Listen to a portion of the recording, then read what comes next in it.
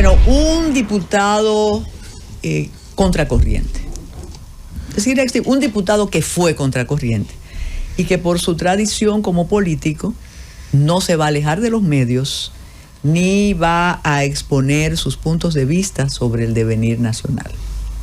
De Venezuela hablaremos al final porque ahí vamos a discutir, pero la radiografía que usted ha hecho de nuestro primer poder del Estado, sobre todo en la Cámara donde usted trabajó durante 4 años de una manera muy activa, es sencillamente lamentable. Y parece que usted tiene condiciones más que óptimas para hacerlo, porque usted ha dicho aquí que ha leído la Constitución ¿cuántas veces cuando inició? 43 veces. ¡Wow! O sea que usted sabe... ¿Más de una por año de edad? Exactamente. Entonces, comenzamos por el proyecto, mira, se quedó pensando.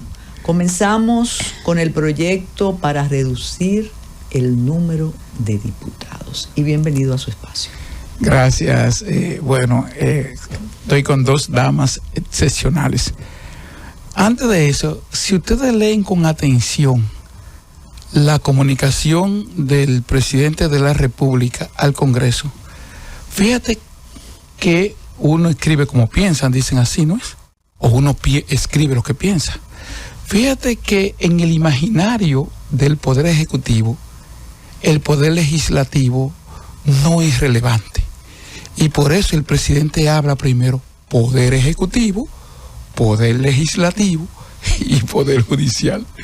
Es decir, que él pone al Poder Legislativo, que es el primer poder del Estado, y que pero no lo ayudan entonces. Y que en todas las constituciones, desde el 1844, o desde que funcionó el Poder Ejecutivo, el 3 de marzo del 1845, que la Cámara de Diputados tuvo su primera sesión, el Senado del 8 de marzo, el Poder Legislativo siempre ha estado adelante en la Constitución. Siempre ha estado en es el primer poder. Porque él, claro, en todas las constituciones, en la 39 que hemos tenido, y 2 que un profesor amigo tuyo dice que son constituciones sombra, la del 1907 y la del 1916. Mira, la propuesta que hace el presidente y los fundamentos que hace el presidente, me da la impresión de que la personalización de la política se expresa en cada presidente, y como en Estados Unidos cada presidente hace una política, aquí cada presidente quiere tener su constitución. Y entonces yo quiero irme a la historia con mi constitución, porque es lo mismo que pasa con los pactos educativos, que cada gobierno hace un pacto.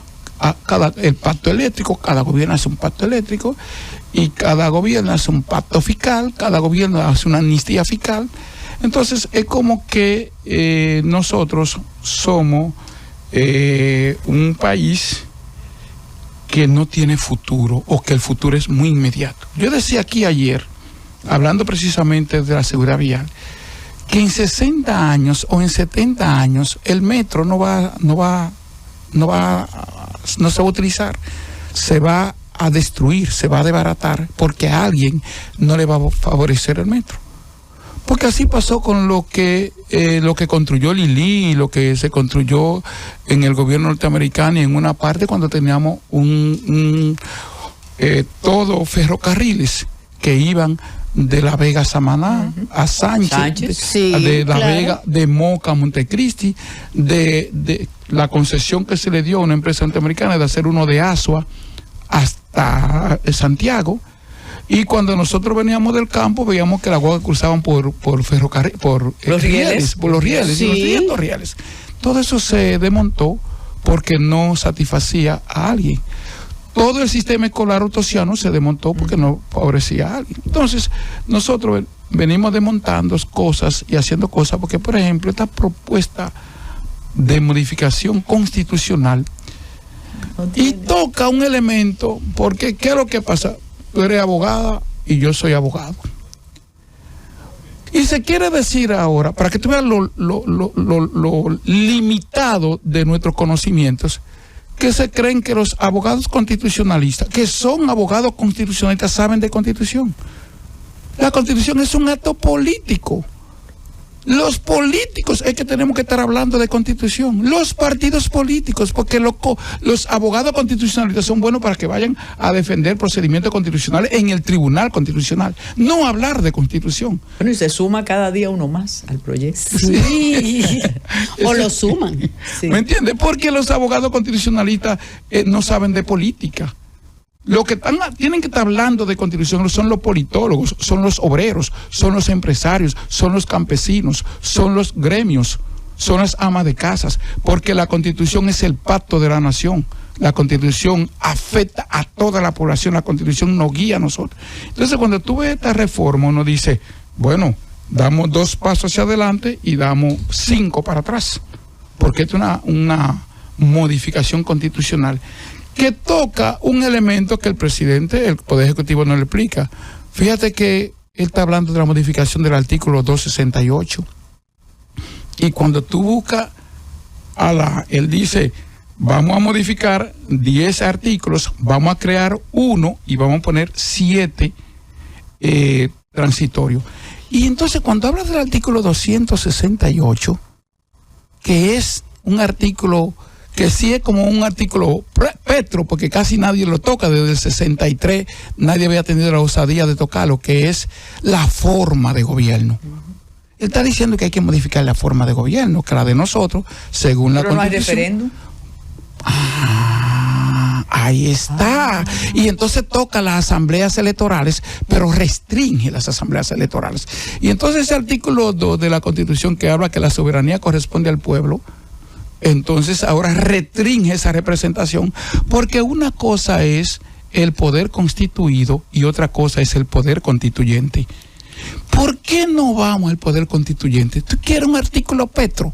Vamos a pedirle al poder constituyente de que no le dejemos al poder constituido ese artículo, porque el poder constituido se constituye cada vez que se quiera, y cada vez que se quiera ese poder constituido puede modificar la Constitución, porque así lo pensó Santana cuando hizo la Constitución de diciembre del 54.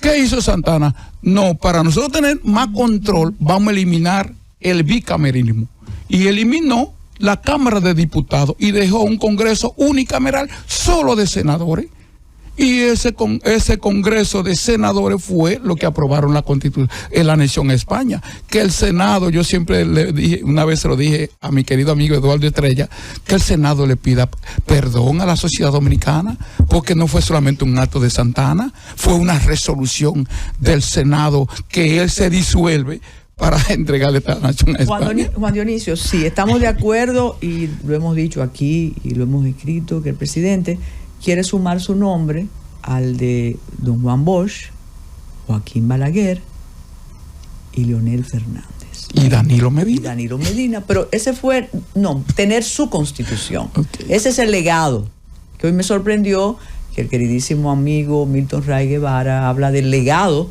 de Luis Abinader, pero si tú lo lees, te das cuenta que él duda un poco del asunto, pero con la experiencia suya y su perspectiva ideológica. Lo único que se puede como rescatar por disruptivo es disminuir los diputados. ¿Qué usted piensa de eso? Bueno, mira, los diputados electos. Yo pienso. Y aumentar los nacionales. Entonces, ¿conviene a usted? No, ese es llama clientelismo. No, yo creo que eso es, y yo no sé si la palabra es correcta, yo creo que eso es una aberración. Porque 20 diputados nacionales, bueno, al menos que no se vayan a elegir directamente, y vamos a crear 20 circunscripciones nacionales para elegirlo. Pero si es como se eligen ahora, si es como se eligen ahora, Entonces hay que modificar la ley electoral también. Eso, si es como se eligen, no, como quiera, había que modificarla, la ley electoral, porque él está planteando modificar las asambleas electorales, y él está planteando la unificación de las elecciones. Vamos, que eso es, entonces no va a ser tan rápido, porque él quiere que eso sea rápido. Sí. Bueno, pero lo correcto sería, en mi opinión, porque hay que analizar el contexto. en el contexto en que se está haciendo esa reforma, en un contexto donde este país no tiene debate, donde el nivel ideológico tiene solo una inclinación, donde no hay un progresismo, no hay grupos que puedan debatir, es decir, en un contexto ideológico que si tú haces un análisis en el 2028 o en el 2032 vamos a tener a FOT o a BOT gobernando la sociedad dominicana. Esa constitución no está llevando a eso, porque esa constitución está concentrando más poder, en el único poder unipersonal que tiene la sociedad dominicana, el poder ejecutivo. Pero y no que está quitando poderes, eso es lo que nos han vendido. No, él está quitándole poder al poder legislativo. Él está diciendo que 20 diputados lo van a elegir los partidos, porque se eligen de manera indirecta. 20 diputados se lo van a repartir los partidos. Él está quitando la posibilidad. Una diferente que usted tiene. Él está quitando para mí que usted no lo leyó bien. No. Él está sí, tiene que ser. Bueno, al menos, yo fui diputado nacional. Sí. Por mí nadie votó.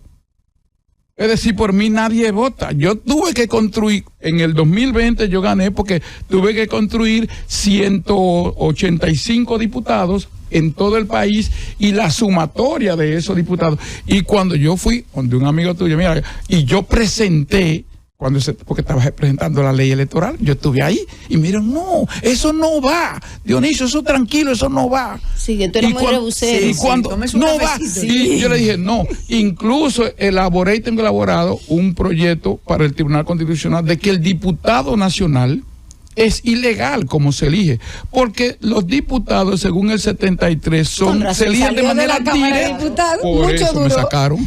Porque los diputados se eligen de manera directa, porque son diputados, pero el diputado nacional no. Pero el presidente Luis Abinader quiere ahora más. Porque para elegirlo de manera indirecta, porque para repartirse de los partidos, para que un partido pueda tener 20 seguro. Claro, para que no 20 seguro. Tener 20 seguro y después hablamos de los otros. Y nadie va a objetar eso, con la fuerza que usted lo hace. Bueno, es que en el contexto que se está haciendo eso, yo he dicho y le hemos planteado, en el contexto que se está haciendo eso, en la que el PRM tiene 22 diputados incorrectamente y que la Junta se lo adjudicó incorrectamente, va a aprobarse todo eso. Porque en el contexto en que se está planteando eso, el PRM tiene la posibilidad de plantear todo lo que quiera, de convertir esta sociedad en una sociedad más democrática, en una sociedad más autocrática y romper la pluralidad del partido para convertirla en el bipartidismo. Es decir, todo esto es en el marco, recuérdate que en mi posición marxista que decía mar del derecho, el poder de la clase dominante erigida en ley. ¿Bipartidismo con quién? Aquí no hay posibilidad de entre ellos mismos. Están desacreditando entre ellos mismos, porque ya aquí no hay oposición. Exacto. Aquí hay un solo partido dividido. Vamos a decirlo de otra manera. Aquí hay un partido divididos en agrupaciones políticas, pero uno solo, el cual, el de los empresarios. La concentración económica. El de la clase de poder. El de la clase de poder. Y entonces se ha desacreditado la política y eso sí es peligroso. Y los políticos han dejado que los desacrediten. Han contribuido con eso, pero recuérdense lo que ha dicho la historia. Cuando las sociedades se depolitizan, porque por eso la política es una ciencia. Claro. La ciencia de la administración de las cosas públicas. Eso es la política, la ciencia del poder. Cuando las sociedades se depolitizan, ¿hacia dónde conducen? A la personificación de la política, y entonces nos lleva a Mussolini, nos lleva a Hitler, nos lleva a Trujillo, nos lleva a Lili. Ay, no vaya a decir una cosa así. No, pero yo te puedo decir que la sociedad dominicana... La encuesta dice, la que hace el oficialismo, el Ministerio de Economía, Planificación y Desarrollo, ante todo esto que hablamos, que 6 de cada 10 dominicanos simpatizan por el PRM, de modo que no hay problema. Bueno, y 15% quieren un dictador. Usted Sí, quiere, 15, dice, claro, esa misma encuesta dice que hay un 15% de la población le gustaría un dictador si las cosas funcionan bien, y hay un 35% que no le importa ni una cosa ni la otra. No, porque la democracia le ha fallado. Esta democracia que tenemos le ha fallado, porque la democracia... Pero 6 de cada 10 apoyan esto. Porque esos 6 de cada 10 están en una sociedad en la que no han alienado, es decir, cuántas pensiones, cuántos trabajadores, cuántos temas de salud, cuántos temas de vivienda se están planteando en esta modificación de la Constitución. Y creo que todavía estamos viviendo la resaca de la lucha contra la transparencia y la corrupción de los años de 2017, 2018, 2019 y con Marcha Verde. Pero eso va a terminar ahorita. Es decir, cuando la sociedad... ¿Por qué no hay Marcha Verde ya? ¿Por qué están empleados? Precisamente porque aquí ha habido todo un proceso de cooptación. Y fíjate quiénes están en el Congreso. Muchachos bastante jóvenes, sin ningún tipo de experiencia política, sin práctica política, porque aquí no hay filtro. Es decir, la sociedad dominicana va por un camino en la que se parece mucho a lo que condujo la intervención norteamericana después de la muerte de Horacio de Moncáceres en el 1911, en la que las luchas internas de los partidos dio origen a la ocupación porque no se pusieron de acuerdo para que esa intervención no se diera. Aquí hay un solo partido que se llama el PRM, pero recuérdate que el PLD tuvo también toda esa fuerza. Pero tenía oposición. Tenía oposición. Ahora no la hay, porque la oposición, porque como dije, hay un partido único con obedece a un plan eso. Claro, todo. A mí me dijo un legislador con mucha experiencia, uno de los graves problemas de la izquierda es que la izquierda confía en la derecha no se confía. Esa está buena. Sí. Y uno de derecha, Dionisio, en la derecha no se confía.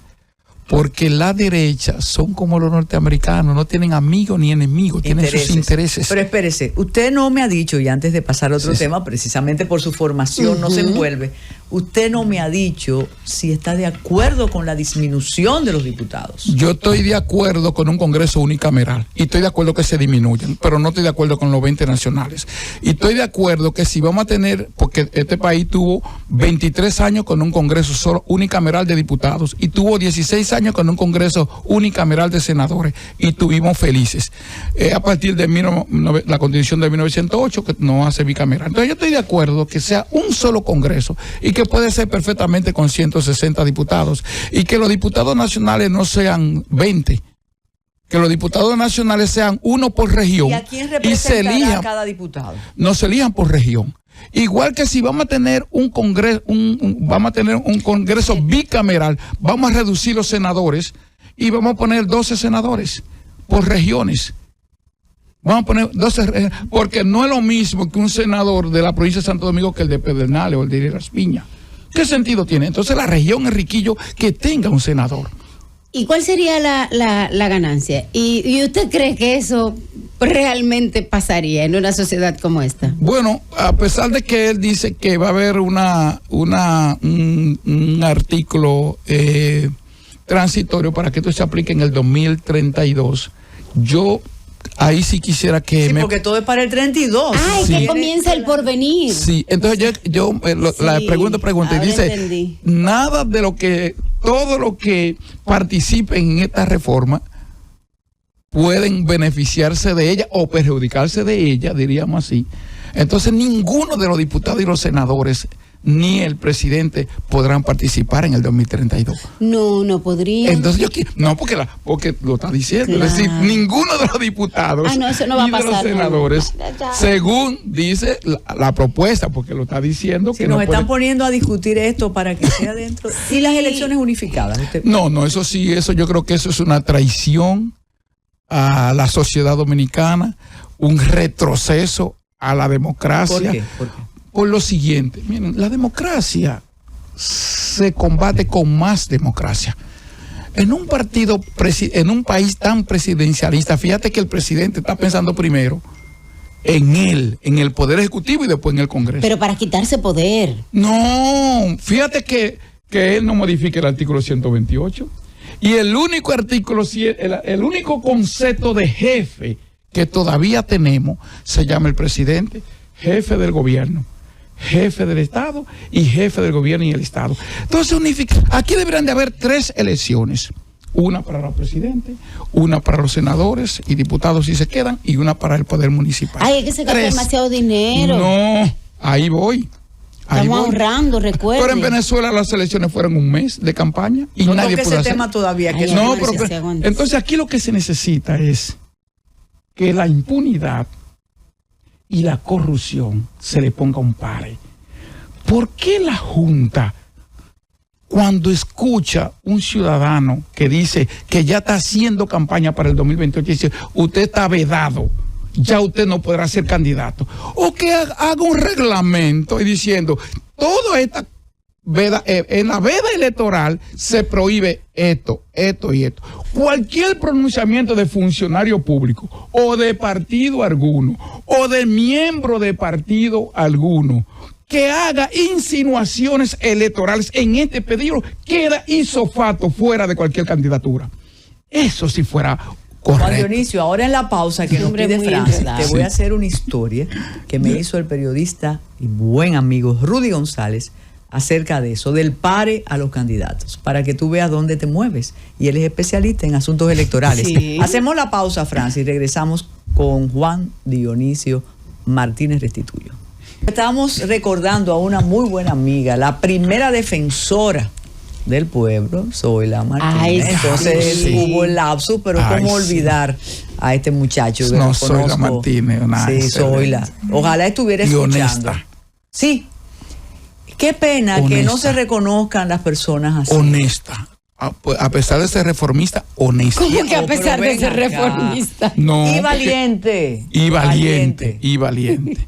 Porque ella estuvo en el distrito como fiscal también, recuerda. Además ha tenido la virtud de que ella dice las cosas como son. Sí, así es.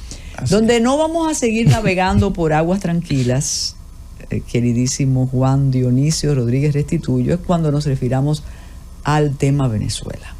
Y casualmente hoy, y siempre nos cuidan, Guajira, los hados, hoy nos hemos enterado que aquí había un avión perteneciente al presidente Nicolás Maduro y que por orden de los Estados Unidos se ha ido el avión. ¿Cómo usted valora todo lo que está ocurriendo ahora mismo en Venezuela y esa distancia con nosotros después de las elecciones? Mira, usted es agente del madurismo, dice. No, yo no soy agente de nadie, yo soy dominicano y defiendo la soberanía dominicana. Ahora, yo creo en los procesos. En todo el mundo nunca se va a reconocer los aportes de la democracia que hizo la Revolución Rusa en favor de las mujeres, de la niñez, de las 8 horas, de sentido de la democracia que después el capitalismo tomó para evitar conflictos con los sectores sociales y trabajadores. En Venezuela hay todo un proceso y quien lee la Constitución venezolana ve todo un proceso en la que realmente la población son los que tienen el poder. Es decir, en el lugar donde menos poder tiene un presidente, según la Constitución, se llama Venezuela. El 28, ellos tuvieron elecciones. Óyeme, pero según la Constitución. Pero estoy diciendo lo siguiente. En el 28, ellos tuvieron elecciones.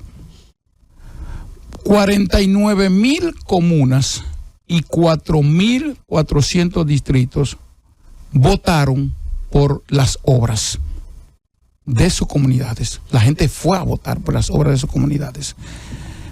Y tenían entre 4 y 7 obras para elegir democráticamente. Tenían toda la que sea. Y esa comuna inmediatamente votaron por sus obras. Ellos administran los recursos para la construcción de sus obras. Eso yo no lo conozco en ninguna otra parte del mundo. Sí, pero ¿qué pasó el 28, Juan Dionisio? No, lo que pasó en el 28, porque yo estuve en Venezuela, la gente salió a votar, solamente Leonel y yo estábamos acreditados por el CNE.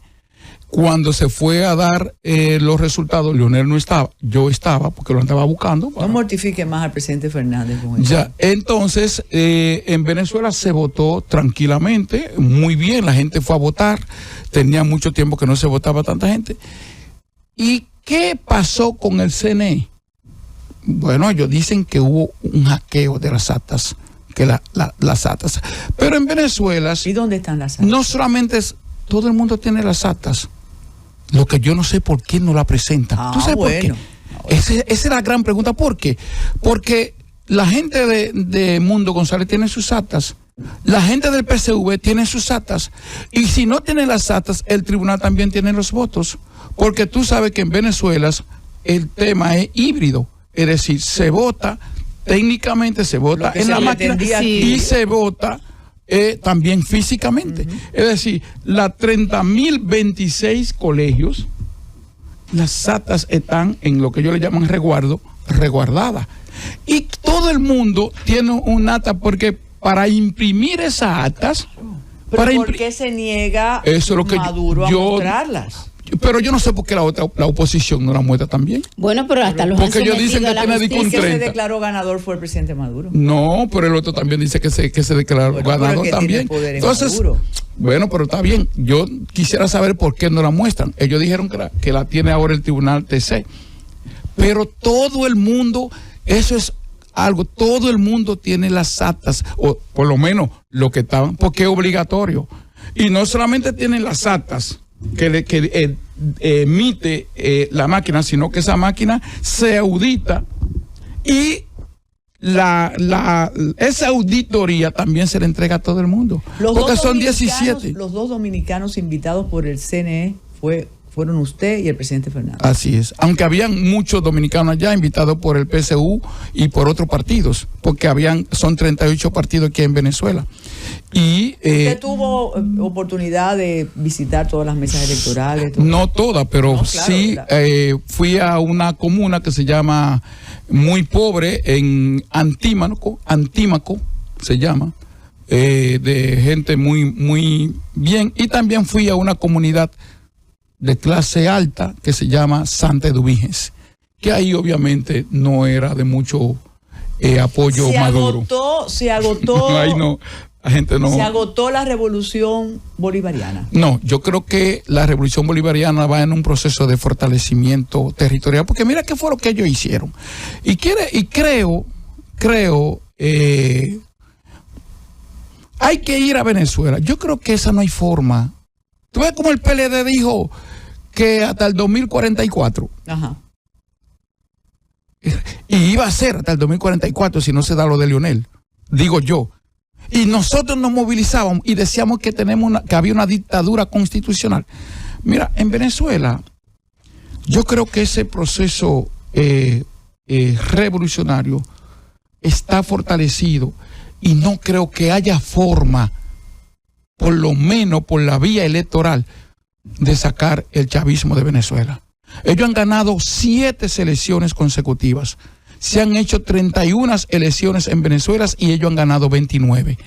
Y yo creo que ya eso se fortaleció, porque ¿qué fue lo que ellos hicieron? Ellos territorializaron la política, y es un pueblo movilizado y un pueblo politizado. Ellos territorializaron. ¿Usted no cree que está dividida Venezuela ahora mismo?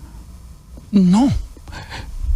A lo interno es posible que hayan corrientes, pero Venezuela no está dividida. Venezuela en los próximos 5 años se va a convertir en uno de los países donde los venezolanos que quieran van a volver, porque ya Venezuela resolvió el tema de la refinería, porque eso era norteamericano. Se dañaba un tornillo. ¿Pero la inflación en Venezuela? No, y no, No te dejes llevar de eso. La economía, búscate lo que dice la CEPAL. La economía de Venezuela va a crecer ahora en un 6 o un 7%. Bueno, porque tú estás en el suelo, algo tienes que crecer. Pregúntale a los 8 millones de venezolanos. Pero también esos 8 millones de venezolanos salieron. Van a regresar. Esos 8 millones de venezolanos salieron en el momento en la que yo fui en el 2021 a Venezuela y vi con estos ojos una fila de 7 kilómetros de gente haciendo fila para echar gasolina. ¿Tú ves cómo estaban aquí en el 90? Sí, en fila. Gente que amanecían. ¿Y cuánto es el salario ahora en Venezuela? ¿Cuánto es el salario? El salario de Venezuela, que es muy bajo, está como en 200, en 12 o 14 o 15 dólares. Un salario. ¿Y cuánto cuesta? Muy bajo. ¿Y cuánto cuesta la comida? ¿Y cuánto cuesta la gasolina y la vivienda? Lo que yo estoy diciendo es que... ¿Con eso se vive? Yo lo que te estoy diciendo es que en Venezuela son 33 millones y allá quedan, vamos a decir que se fueron 8 y quedan 25. Y esos 25 son suficientes para que si un gobierno, si no está de acuerdo con un gobierno, pueda derrotar. Si no le roban las elecciones. Bueno, eso es lo que dicen, que le robaron las elecciones, pero los otros, si le habían robado las elecciones, se habían movilizado y lo habían derrotado, pero no, eso no sucede. ¿Por qué? Porque nadie salió a defender a lo que ganaron cuando uno se proclamó presidente sin que nadie votara por él y 60 países lo reconocieran. Entonces tenemos también que ver la cosa, porque no es un tema ni siquiera ideológico. Vamos a decir que ellos tienen que presentar las actas, y yo estoy de acuerdo que la presenten, porque están ahí, porque la gente fue a votar. Pero ya pasó un mes, Juan Dionisio. Claro. Bueno, pero está bien. Yo lo que no estoy diciendo es que la gente fue a votar. Y si los otros, lo que dicen que ganaron, no han podido tampoco ellos presentar las actas. Es que lo someten a la acción. Maduro. Pero está bien, pero el mundo dijo que ganó ellos con un 70%. Bueno, ahí no vamos Juan Dionisio, ¿por qué solamente el presidente Leonel y usted fueron invitados y acreditados? ¿Qué tenía Juan Dionisio para bueno, quizá por mi condición de que yo presidía en ese momento el grupo parlamentario dominico-venezolanos, que nosotros creamos, y como presidente del grupo de amistad parlamentarios dominico-venezolanos. Pero déjame decirte lo siguiente. No más preguntas, señoría. El que presidía el grupo en Venezuela no es ni chavita ni madurita. O sea que él sí. Zambrano sí. era un aliado del PRM. ¿Me entiendes? De hecho, nunca pudimos coordinarnos mucho, pero era apellido Zambrano, el diputado que presidía el grupo de amistad en la Asamblea Venezolana. ¿No le mortifica la relación tensa que hay ahora entre República Dominicana y Venezuela? Mira, yo creo que se apresuró el presidente Nicolás Maduro con lo de República Dominicana. Y ahora con lo del avión. Bueno, ahora es que la cosa se va a poner difícil. Porque nosotros, ¿por qué? Porque recuérdense que nosotros no tenemos relaciones con Venezuela desde el 2018. Fue que se rompieron formalmente. Fue Danilo Medina que rompió las relaciones diplomáticas con Venezuela. Pero nosotros teníamos relaciones comerciales muy fluidas. A partir del 2021 se empezaron incluso, y nosotros hablamos con el presidente Luis Abinader, que fue muy juicioso en eso, y abrieron los vuelos entre Venezuela y República Dominicana, porque para ir a Venezuela había que irse para México, o había que irse para Turquía, o para Rusia, o para Irán, porque ningún país, y Cuba no tenía aviones, ¿me entiendes? Entonces se abrieron esas relaciones.